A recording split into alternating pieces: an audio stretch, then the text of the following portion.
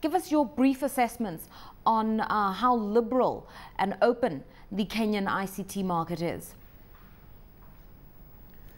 I think that over the last 10 years, we've seen enormous changes within this country. We've seen dynamic growths in the telecoms industries as far as the general mobile penetration in the entire region is concerned. We've seen tremendous innovation as far as mobile banking is concerned.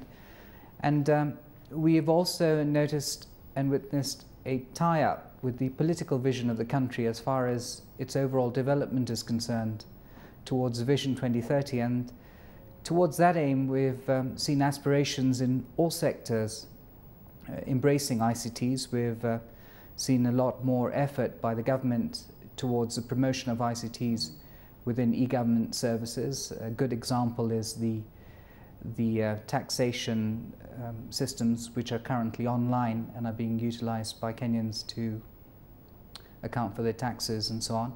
But we're also beginning to see a commitment by government for a single window system which enables legislation as well as various other parts of and arms of government, including the lands registration, to be viewed online and to be accessed online. And so there's a great enthusiasm towards interactivity, towards openness of information systems and so on. There is a general feeling in the market that as a national champion, Safaricom has been given favorable status, favorable terms. It's bought 3G and 4G licenses at rates that are not necessarily being offered by the regulator. There is a sense that for the monopolistic player, there is favoritism to allow it to continue playing that dominant role. Is that an accurate picture, and what do you make of the allegations?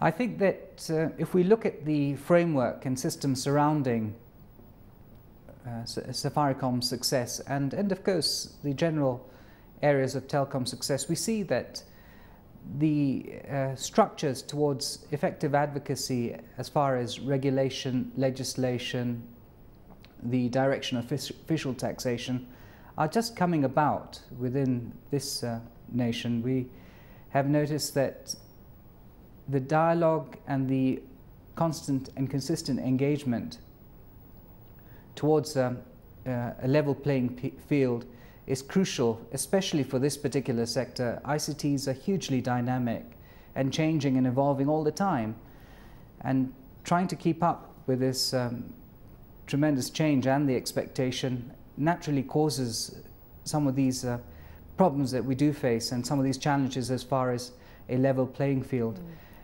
It is true to a certain extent that the regulator in itself is within that business framework, but what we are trying to do as far as some of our associations are concerned, and this is where their role comes in as an equal partner and facilitator towards the tremendous opportunities in ICT, in that they are constantly engaging and bringing about effective regulation, legislation, and are involving themselves also as far as the general growth of the sector is concerned.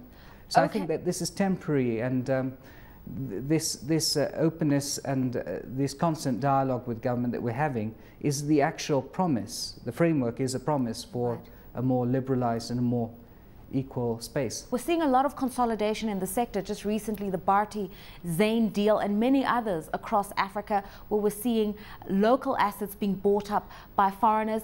Do you think that this approach in Kenya is going to promote mergers and acquisitions, and that it's going to create entry for smaller local players into the sector?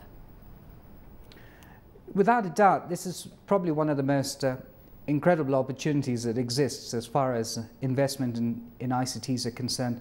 If you just look to our various opportunities, first, the government and the nation has a vision towards modernizing or creating a new modern industry based on BPO, the BPO sector and BPO industry.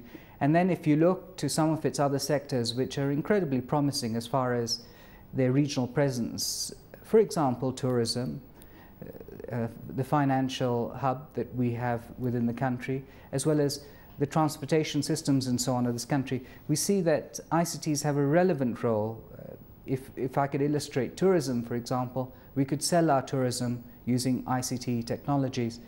The capability of our existing organizations and our SMEs to match up to this profound opportunity that exists isn't quite there, and so quite naturally there's a gap as far as investment is concerned, as far as innovation is concerned. And as far as the promise of multimedia as well as opportunities in all sectors, whether it's digital villages or local content, being able to bring more customized information to the different diversity of this country, there's no doubt that there's incredible opportunity. And I do think that some of the moves that the government is taking towards incentivizing FDI are crucial, right. But a lot more has to happen.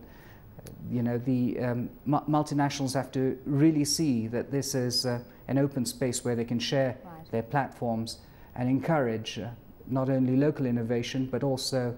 capability, as we've seen examples of, like, for example, M-Pesa, right. which is a brave innovation against all odds.